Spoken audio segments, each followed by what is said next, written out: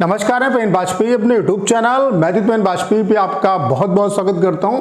ये वीडियो उन सभी एस्पिरेंट के लिए बहुत ज़्यादा हेल्पफुल होने वाला है जो एसएससी सिलेक्शन पोस्ट फेज 12 की वैकेंसी की तैयारी कर रहे हैं। इस वीडियो में हम बात करने वाले हैं कि एग्जाम से लेकर के ज्वाइनिंग तक आपको किस किस प्रोसेस से होकर के गुजरना पड़ेगा, क्योंकि ढेर सारे कंफ्यूजन स्टूडेंट के दिमाग में रहते हैं। तो सारी चीज़ों को डिटेल में डिस्कस करेंगे। उसके अलावा अगर यहाँ पे सिलेक्शन आपका होता है, चाहे 10th लेवल की वैकेंसी में होता है या 12th लेवल की वैकेंसी में होता है या ग्रेजुएशन लेवल की वैकेंसी में सिलेक्शन आपका होता है, तो आपको इन हैंड जो सैलरी है वो कितनी मिलेगी, उसका एक आइडिया यहाँ पे आपको मिलने वाला है। तो चलिए स्टार्ट करते हैं।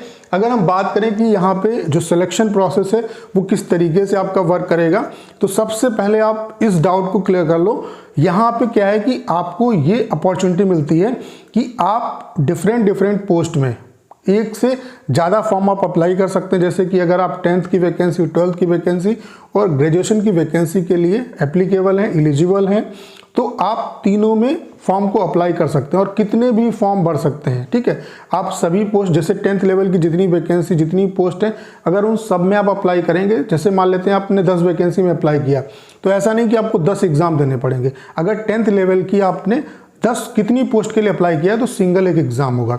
ऐसे ही 12th लेवल की कितनी भी पोस्ट के लिए आपने अगर अप्लाई किया है तो सिंगल एक एग्जाम होगा। ग्रेजुएशन लेवल की चाहे कितनी पोस्ट के लिए आपने अप्लाई किया है तो सिंगल एक एग्जाम होगा। यानी कि अगर मैक्सिमम एग्जाम की बात की जाए, अगर आप तीनों पोस्ट मतलब तीनों लेवल की जो पोस्ट है उनके लिए अप्लाई करते हैं तो आपको मैक्सिमम 3 एग्जाम देने को मिलेंगे। ठीक है, यानी कि एक 10th लेवल का एग्जाम होगा आपका अगर 10th की वैकेंसी के लिए अप्लाई किया, अगर 12th के लिए भी अप्लाई किया तो उसका भी एग्जाम देना पड़ेगा, और ग्रेजुएशन का भी अप्लाई किया तो तीनों एग्जाम आपको देने पड़ेंगे।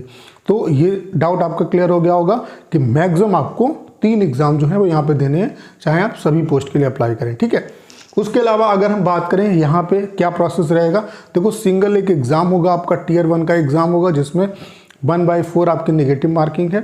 आपका एक सिंगल एग्जाम है, जिस तरीके से एसएससी, सीजीएल, सीएचएसएल का प्री होता है, सेम वैसा ही आपका एग्जाम है। जब आप उस एग्जाम को क्वालिफाई कर लोगे, और यहाँ पे ऐसा नहीं है कि बहुत मिनिमम कट ऑफ जाती है आपको, चूंकि वैकेंसी यहाँ पे बहुत कम रहती है। ठीक है, तो आपको अच्छे तरीके से प्रिपरेशन करने की ज़रूरत है, क्योंकि कट ऑफ काफ़ी अच्छी रहती है।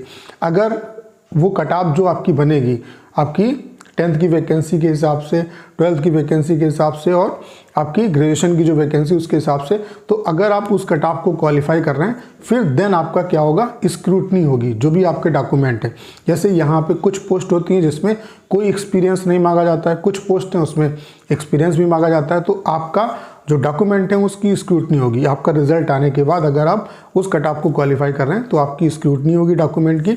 आपको क्या करना है, जैसे यहाँ पे आप फॉर्म जो भरेंगे वो रीज़न वाइज भरेंगे। जैसे कि एनआर में भर सकते हैं, एनआर वाला बच्चा सीआर में भरना चाहे सीआर में भर सकता है, किसी भी रीजन में आप फॉर्म अप्लाई कर सकते हैं। जैसे मान लेते हैं सपोज आपका एक जो सिलेक्शन है वो एनआर रीजन में हुआ है। ठीक है, तो आप जितने भी डॉक्यूमेंट आपके हैं उस पोस्ट के लिए, जिसके लिए भी आप क्वालिफाई हुए हैं, उसके लिए जो भी आपके डॉक्यूमेंट लगेंगे, जैसे आपका डीवी के टाइम पे आप डॉक्यूमेंट भेजते हैं तो वो सारे डॉक्यूमेंट आपके जो भी मार्कशीट हैं, सर्टिफिकेट हैं, उसके अलावा जो आपके जितनी भी चीज़ें हैं, उसके अलावा आधार कार्ड, सारा कुछ जो है आप उसका एक फ़ाइल बना के जो है उसे उसकी फ़ोटोकॉपी कराना है आपको, और आपको लिफाफे में अच्छे तरीके से पैक करके उस रीज़न को भेजना है। ठीक है, तो वो रीज़न जो है वो आपके डॉक्यूमेंट्स की स्क्रूटनी करेगा।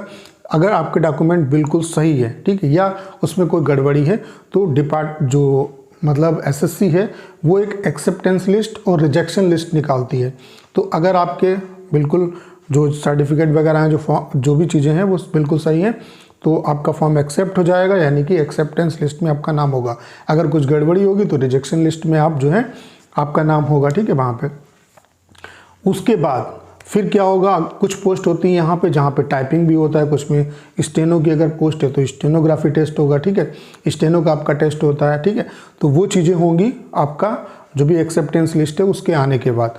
जब आपका स्किल टेस्ट, टाइपिंग टेस्ट जो भी है, जो भी होना है वो हो जाएगा, उसके बाद आपका डीवी होगा। डीवी होने के बाद देन आपका फाइनल जो रिज़ल्ट है वो डिक्लेयर होगा, यानी कि आपका फाइनल जो सिलेक्शन है वो हो गया। तो अब आपका जब फाइनल सिलेक्शन हो जाएगा उसके बाद एसएससी क्या करेगी, जो डोजियर हैं, जो भी आपके डॉक्यूमेंट हैं उनको डिपार्टमेंट, जिस भी डिपार्टमेंट में आपका सिलेक्शन हुआ है उस डिपार्टमेंट में आपके जो डोजियर हैं वो भेज दिए जाएंगे।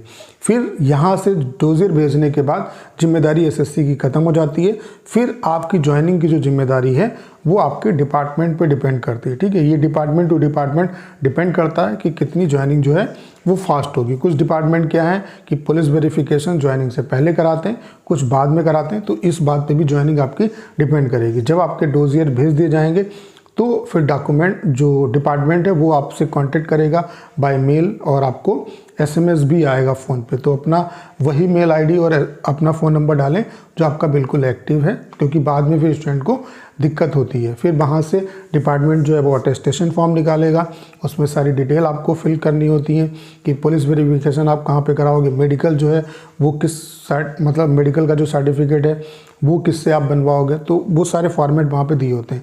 वो आप भर के जमा करते हो, या तो आपको जमा करना होता है फिजिकली, या कोई डिपार्टमेंट जो है वो ऑनलाइन भी आपसे ये चीज़ें जो हैं वो फिलअप करा लेते हैं। फिर ज्वाइनिंग लेटर आपका इशू होता है, देन आपकी ज्वाइनिंग होती है। तो ये कंप्लीट आपका प्रोसेस होता है। इस प्रोसेस से होकर आपको गुजरना पड़ेगा सिलेक्शन पोस्ट के एग्ज़ाम में। सिलेक्शन पोस्ट की जो वैकेंसी, वहाँ पे जो ज्वाइनिंग है और जो ये जो पूरा प्रोसेस होने में जो टाइम लगता है वो अदर वैकेंसी कंपैरिजन में थोड़ा सा ज़्यादा लगता है। यानी कि CHSL CGL की कंपेयर में यहाँ पे थोड़ा सा जो प्रोसेस है वो लॉन्ग है, यहाँ पे थोड़ा सा टाइम जो है वो ज़्यादा आपका लगता है, ठीक है। बाकी अगर हम सैलरी की बात करें यहाँ पे कि आपको कितनी सैलरी मिलेगी, तो यहाँ पे लेवल 1 से लेकर के आपकी लेवल 8 तक की वैकेंसी है। आप खुद सोचो, लेवल 1 से लेकर के लेवल 8 तक की यहाँ पे वैकेंसी है। लेवल 1 का अगर हम यहाँ पे लेवल की बात करें, पे ग्रेड की बात करें, तो यहाँ पे 1800 आपका पे ग्रेड होता है, और इसका जो पे ग्रेड होता है वो आपका 4800 तक होता है। यानी कि आप 1800 से लेकर के 4800 ग्रेड पे की जो जॉब है वो पा सकते हैं, ठीक है। यानी कि जो मिनिमम सैलरी आपकी होगी, अगर आप 1800 ग्रेड पे की भी जॉब पाते हैं तो आपको जो इन हैंड सैलरी मिलेगी वो 30,000 प्लस मिलेगी, 30,000 प्लस मिलेगी। उसके अलावा अगर हम बात करें, अगर आप मैक्सिमम जो पोस्ट है जो 4800 ग्रेड पे की वैकेंसी है, अगर आप यहाँ पे सिलेक्शन पाते हैं तो आप ये मान के चलो कि आपको 80,000 प्लस जो सैलरी है वो यहाँ पे आपको मिलेगी। तो आपके लिए अच्छी अपॉर्चुनिटी है। बाकी डिटेल में कौन कौन सी वैकेंसी है, 10th लेवल के लिए कौन सी वैकेंसी है, 12th लेवल के लिए कौन सी वैकेंसी है, ग्रेजुएशन लेवल के लिए कौन सी वैकेंसी है, ठीक है, विदाउट एक्सपीरियंस वाली कौन सी वैकेंसी है, ठीक है।